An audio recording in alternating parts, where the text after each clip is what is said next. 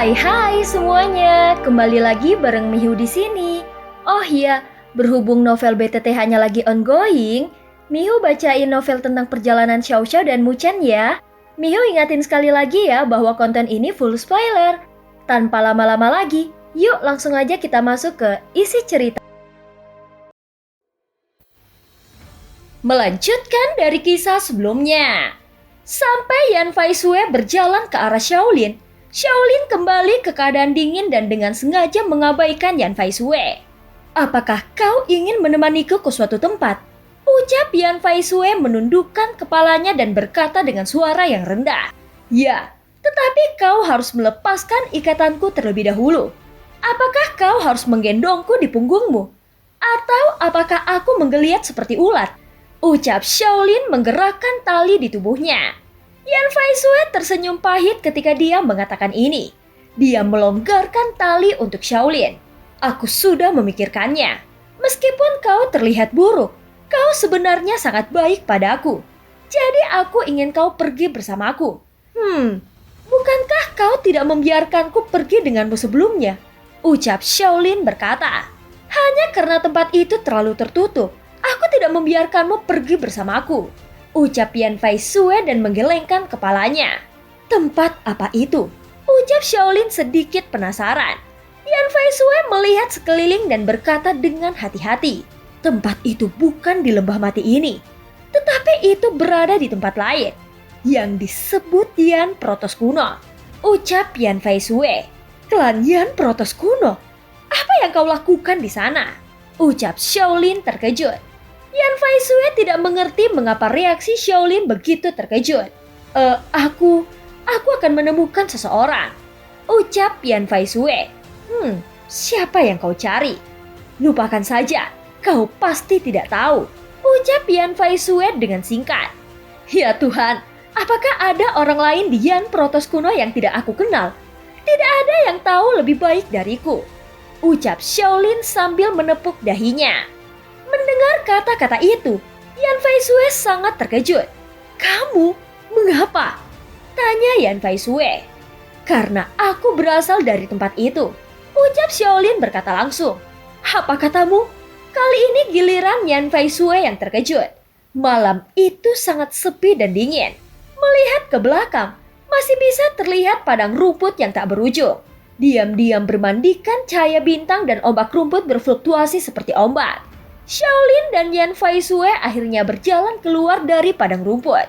Padang rumput yang tenang namun megah, monoton tetapi menawan ini telah meninggalkan kesan keabadian yang tak terhapuskan di hati Shaolin. Pada saat ini Shaolin bertanya kepada Yan Faisue mengapa dia ingin pergi ke Yan Protos Kuno. Yan Faisue hanya mengatakan dia ingin menemukan ayahnya. Ayahnya menghilang secara misterius bertahun-tahun yang lalu. Dia hanya tahu bahwa tempat terakhir di mana ayahnya muncul adalah klan Pratas Kuno. Mengenai masalah ini, Shaolin mengakui bahwa dia tidak mengenal pria bernama Yan di Yan Protos Kuno, yang membuat Yan Faisue semakin sedih. Dia terdiam sepanjang jalan seolah-olah langit telah runtuh. Setelah sekian lama, Yan Faisue tiba-tiba berkata, "Kau sudah lama tidak berbicara. Kau bahkan tidak bertanya. Mengapa aku harus mengatakannya?" Ucap Shaolin tersenyum dan berkata. Pada saat ini Yan Faisue berhenti berbicara. Kali ini giliran Shaolin untuk berbicara lebih dulu. Apa yang telah kau pikirkan sepanjang jalan? Sudahkah kau mengetahuinya sekarang? Petunjuk ayahmu harus dipecahkan. Yan Faisue tidak menjawab pertanyaan Shaolin dan dia masih terdiam. Selanjutnya apa rencanamu?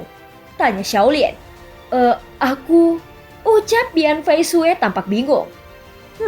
Sebaiknya kau memikirkannya dengan cepat, karena aku tidak bisa tinggal bersamamu sepanjang waktu. Ucap Shaolin berkata secara langsung. Tapi kamu, ucap Yan Faisue bahkan lebih gugup. Kau dan aku bukan kerabat tanpa alasan.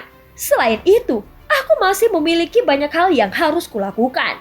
Bagaimana aku bisa diganggu oleh seorang wanita? Ucap Shaolin berkata. Yan Faisue sepertinya menangis lagi. Suaranya sedih sedikit. Ya, kau dan aku bukan kerabat. Tentu saja kita tidak bisa pergi bersama. lalu kau bisa pergi sendiri. Jadi kau... Ucap Shaolin benar-benar sedikit bingung. Yan Faisue berpura-pura tenang dan berkata dengan dingin. Aku secara alami memiliki hal-hal untuk dilakukan. Kau tidak perlu khawatir tentang itu. Pada saat ini Shaolin mengangguk dan menunjuk ke kuda poni dan berkata, kalau begitu, ambil kuda ini. Kau seorang wanita selalu membutuhkan sesuatu. Tidak, aku tidak membutuhkan apapun. Ucap Yan Faisue menoleh dan langsung berjalan. Setelah menoleh, Yan Faisue berjalan dengan cepat dan tidak menoleh ke belakang sama sekali. Hanya karena dia tidak ingin Shaolin melihat air mata di wajahnya. Shaolin juga berpura-pura tidak melihatnya. Tidak apa-apa untuk tidak melihatnya. Kuda kecilku telah bersamaku selama berhari-hari. Dan aku benar-benar merasa sedikit enggan untuk mengirimkannya. Ucap Shaolin. Pada saat ini seketika langkah kaki Yan Faisue berhenti. Dan dia sepertinya semakin menangis.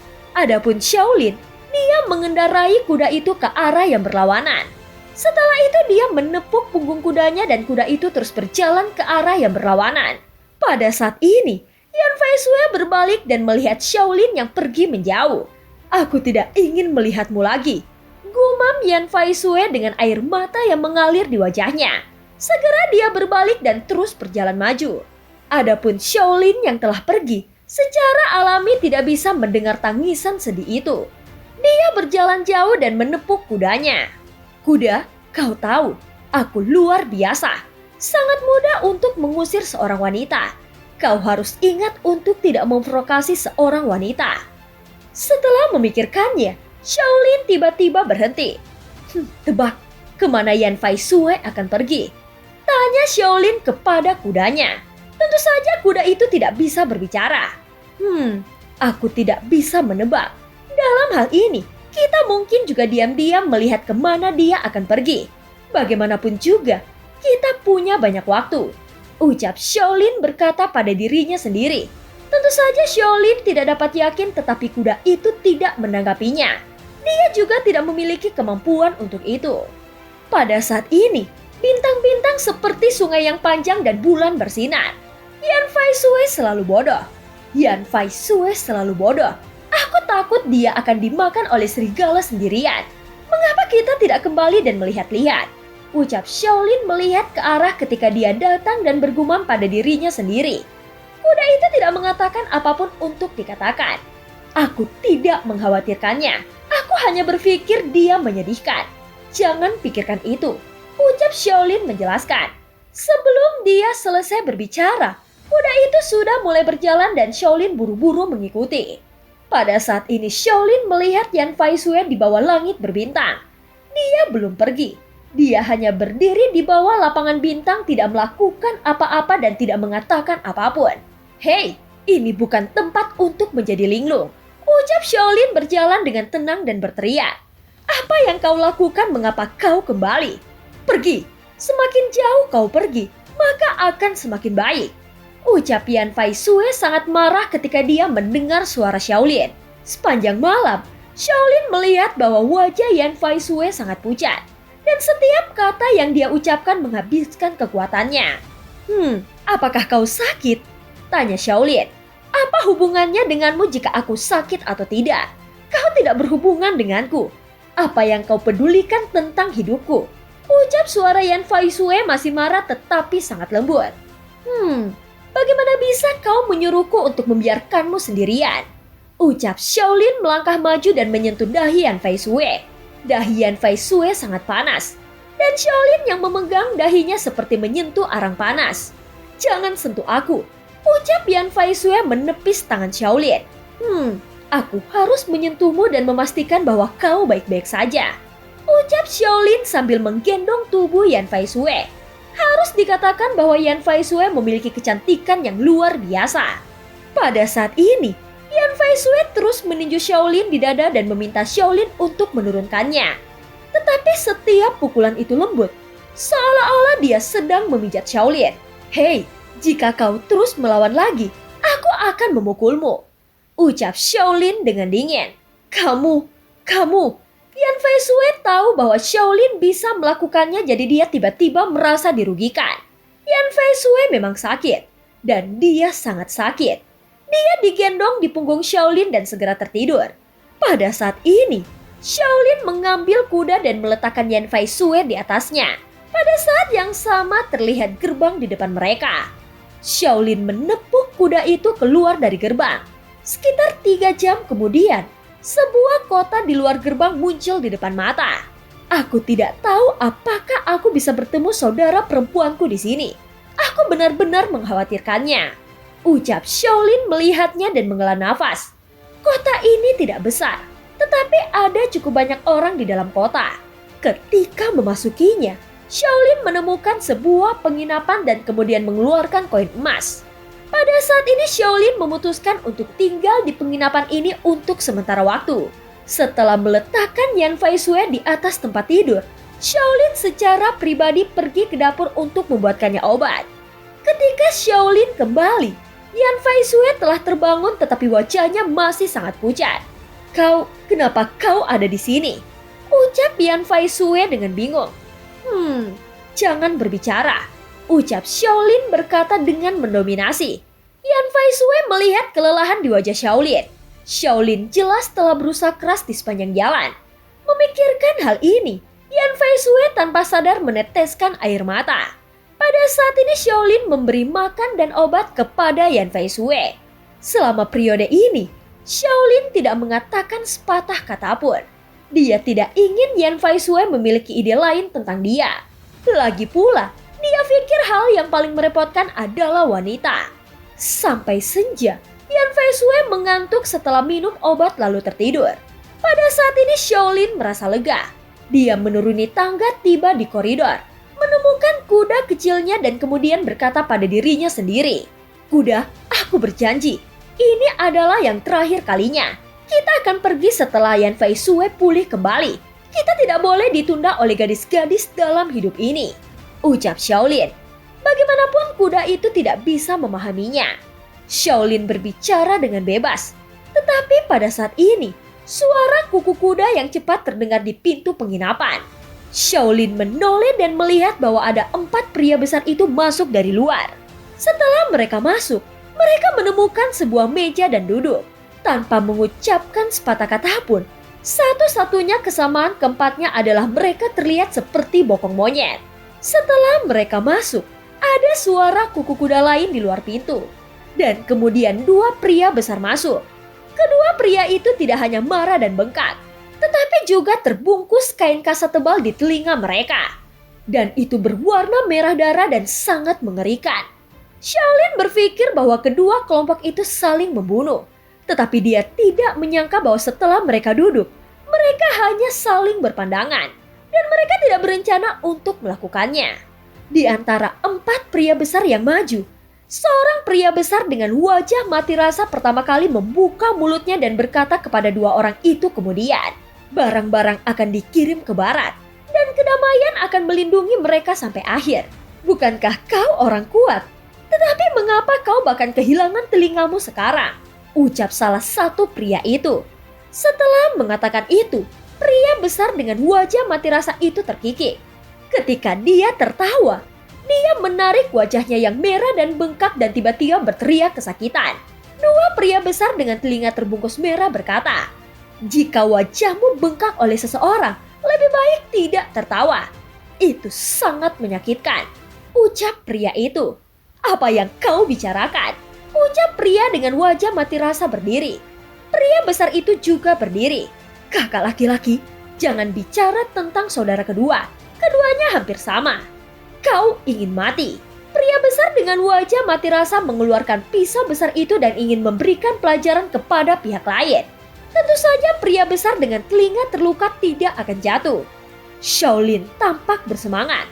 Tetapi ketika keduanya akan bertarung, mereka ditarik ke bawah.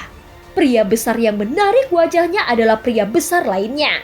Pria besar itu setipis kayu bakar. Dia tersenyum dan berkata, "Hei, kami memiliki nada yang sama dengan biro yang lainnya. Tidak menyakitkan memiliki sedikit konflik pada hari kerja. Tetapi bagaimanapun juga, dia saudara dari lembah mati. Mengapa melakukannya? Lupakan saja, kakak laki-laki, Ambil 2 suap untuk menghangatkan perut terlebih dahulu. Terlebih lagi kita tampaknya jatuh ke tangan orang yang sama hari ini. Dan kita harus bergabung untuk menangani musuh. Ucap pria besar lainnya juga menarik saudara laki-lakinya. Pria kurus itu terkejut ketika dia mendengar kata-kata itu. Apa? Keduanya juga sama. Pria besar dengan telinga yang terluka menghela nafas. Siapa lagi yang bisa melakukan racun ini kecuali dia? Setelah mengatakan itu, kedua kelompok orang itu saling memandang dan duduk dengan sedih. Kebencian di wajah mereka membuat orang lain tidak berani mendekat karena takut menyentuh retakan mereka. Tidak apa-apa jika kita benar-benar memprovokasi gadis itu untuk dipukuli. Kami jelas tidak melakukan apa-apa. Tetapi tidak masuk akal bagi gadis itu untuk melakukan hal ini. Ucap salah satu pria itu. Siapa yang membuat kita tidak sebaik orang lain? Kultivasi gadis itu jauh lebih tinggi dari kita. Apa yang bisa kita lakukan? Ucap pria besar dengan wajah mati rasa berkata. Tapi mata gadis itu tampak merah. Dia pasti diganggu. Jadi dia melampiaskan amarahnya pada saudara laki-laki kami. Ucap salah satu pria itu. Mungkin ada seorang pemuda tampan yang menindasnya dan menipu dirinya. Hahaha. Pada saat ini sekelompok orang mulai tertawa. Dan rasa sakit di wajah mereka tidak tertahankan. Tetapi mereka akhirnya menarik nafas dengan buruk. Mendengar tawa liar sekelompok pria besar, Shaolin sudah menebak semuanya. Dia pasti Yao Jiaki. Hanya Yao Jiaki yang berani melakukan ini. Yao Jiaki pasti tertiup angin dingin di depan gubuk sepanjang malam.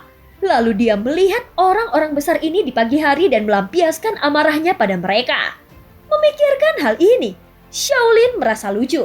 Aku takut orang-orang besar ini tidak bisa berpikir bahwa pelakunya sebenarnya.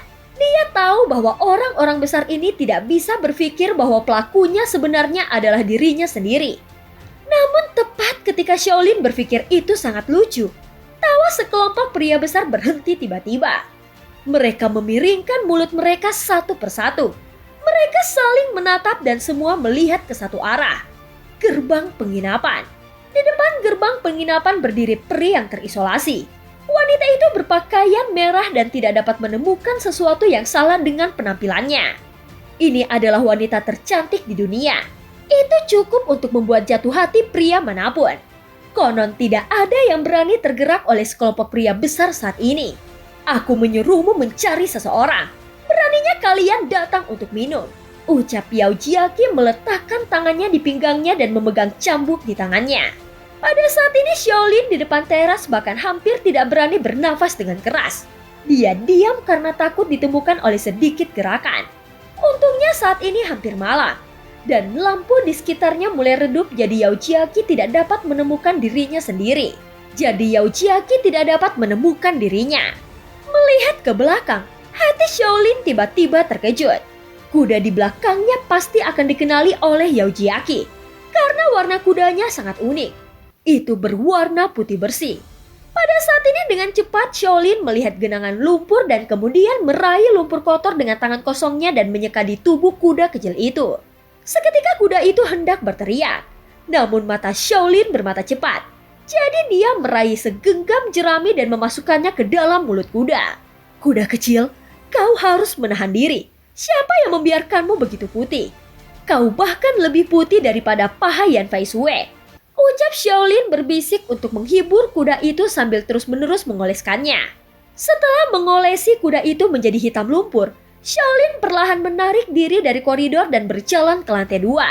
Pada saat ini dia menggedor pintu. Segera Shaolin buru-buru menutupnya karena takut ditemukan oleh Yao Jiaki. Meskipun Yan Fai Sue di ruang itu masih sedikit pucat, kondisinya telah meningkat pesat.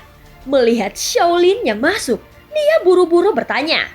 Di mana sepatuku? Tanya Yan Fai Sue dengan tatapan yang tajam. Sepatu? Sepatumu benar-benar usang.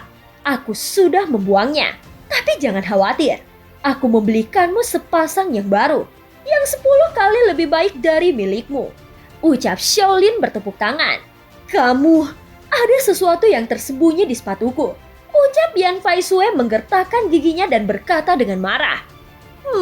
Apa itu? Ucap Shaolin menatapnya dengan curiga. Itu adalah hal yang mereka incar. Aku hampir kehilangan separuh hidupku untuk itu. Bagaimana kau bisa membuangnya? Ucap Yan Fai Sue hanya berkata secara langsung. Itu ada padamu. Bukankah sebelumnya kau mengatakan bahwa itu ada pada saudaramu? Ucap Shaolin berkata dengan heran.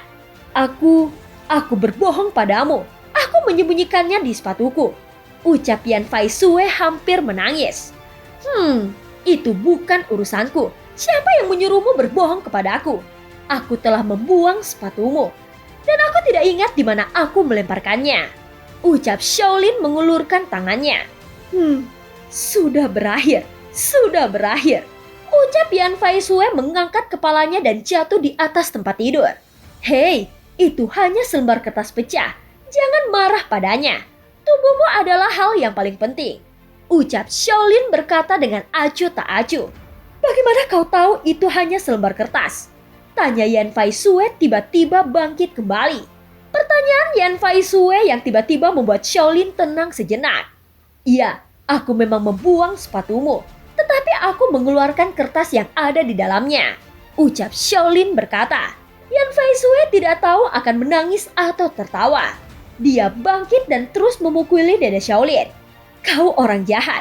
Kau mengambilnya dan berbohong kepada aku. Yang hampir membuatku takut setengah mati. Ucap Yan Fai Sue. Setelah beberapa saat, melihat suasana hati Yan Fai Sue yang membaik, Shaolin berkata dengan ragu-ragu. Apakah kau gugup karena kertas itu ada di tanganku? Tanya Shaolin. Apa gunanya aku gugup? Ucap Yan Fai Sue berpikir sejenak. Apakah kau tidak takut aku tidak akan mengembalikannya kepadamu?